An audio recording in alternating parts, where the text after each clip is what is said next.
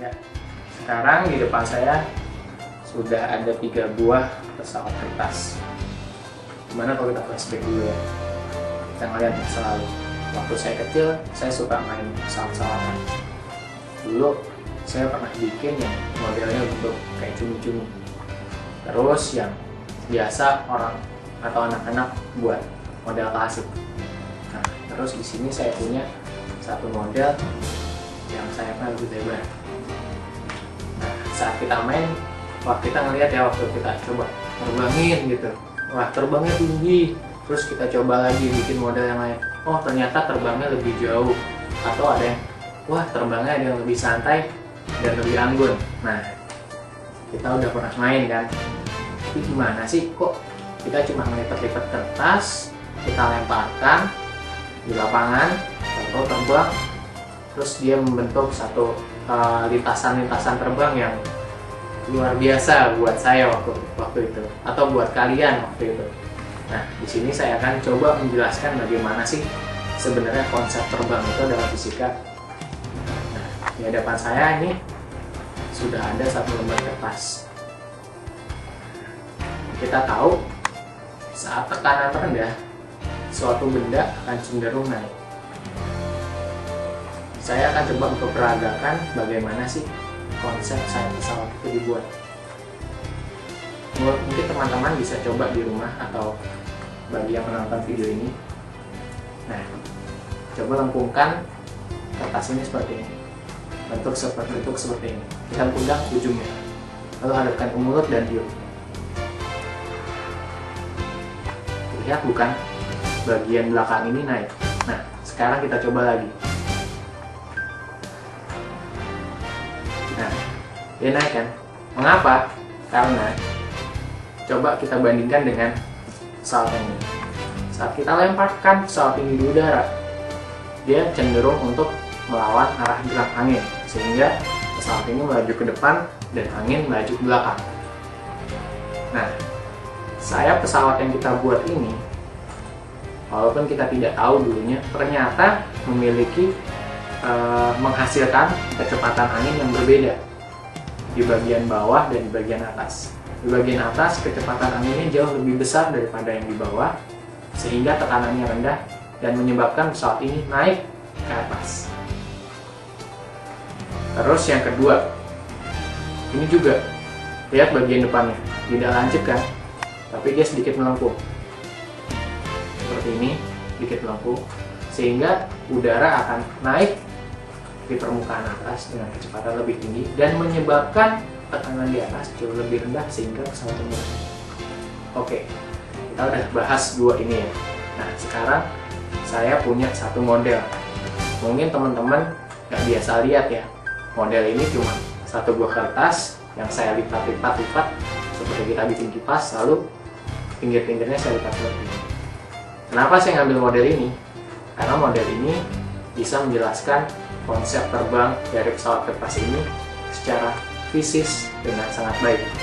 Pertama kita lihat dulu depan. Bagian depan dari sayap ini, dari sayap pesawat kertas ini, tidaklah lancip seperti yang dibuat pesawat ini. Ya. Bagian depannya sedikit melengkung untuk memudahkan proses pembelahan angin terjadi.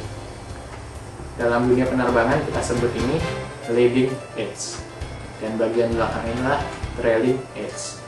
Leading edge seperti katanya leader, berarti dia ada di depan, dan trailing edge dia ada di belakang. Nah, kita udah tahu semuanya. Sekarang misal ya, kita mengadakan satu lomba pesawat kertas. Gimana sih caranya supaya kita bisa meningkatkan manuver kertas atau manuver pesawat kertas itu? Nah, pertama yang harus dilihat tentu saja konsep sayap pesawatnya. Kita lihat bentuk leading edge-nya.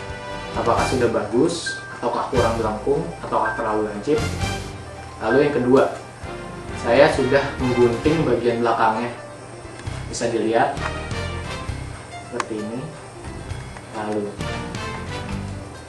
seperti ini, dan di tiap ujungnya. Tiap sayap kita bagi dua ya. Ini 1, 2, 3, 4. Yang bagian belakang ini kita sebut namanya fin. Fin ini untuk menggerakkan arah. Misal kita mau menerbangkan pesawat terbang tinggi ke atas lalu dia berbelok. Nah, kita tinggal membengkokkan sedikit. Atau misalnya sekarang kita mau menaikkan jarak jangkau pesawat kita, tentu saja kita melemparnya dengan lebih keras. Kita harus menaikkan begini ke arah atas. Nah, ini yang disebut dengan aileron. Maaf saya, flaperon. Flap dan aileron. Keduanya hampir sama, kan, tetapi fungsinya berbeda.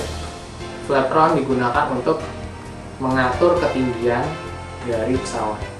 Sedangkan aileron adalah yang di bagian kiri kanan, yaitu merupakan arah kemudi guling. Misal, yang satu saya naikkan ke atas, yang satu tetap di bawah. Maka dia akan berputar seperti itu.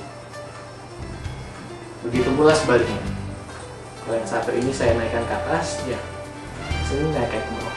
Maka dia akan berputar seperti itu. Nah, untuk bagian flaperon, meningkatkan jarak jangkau ketinggian, bisa juga kita turunkan agar dia terbang tidak terlalu tinggi. Seperti ini. Nah, bagian kiri kanan ini kita bisa bilang kalau dalam model asli pesawat-pesawat modern kita bilang kanan. Wing atau wingtip kita bisa bilang seperti itu. Ini digunakan sebagai alat untuk membelah angin. Kenapa kita perlu membelah angin? Nah, tadi saya sudah menjelaskan konsep sayap tentang leading edge, yaitu leader di bagian depan. Bila tekanan udara di depan itu terlalu besar, tentu pesawat ini akan terbalik. Nah, tetapi jika kita berikan satu bantuan di bagian sayapnya berupa pembelah angin, maka dia akan tetap melaju ke depan. Nah, sekarang teman-teman bisa tahu kan konsep terbang itu sebenarnya seperti apa. Sayapnya yang lebar membuat angin yang terperangkap di sini lebih banyak. Lalu kita bisa memberikan kemudi-kemudi sehingga kita bisa menentukan arah gerak dari pesawat ini. Wingtip atau kanat digunakan untuk meningkatkan laju dan manuver. Nah, jadi kita sekarang nggak sekedar main aja kan, kita bisa tahu konsepnya dari pesawat yang sederhana seperti ini, lalu yang kita coba yang lebih rumit, lalu kita coba yang lebih sederhana lagi, tapi memiliki konsep dan aplikasi fisik yang lebih baik. Terima kasih.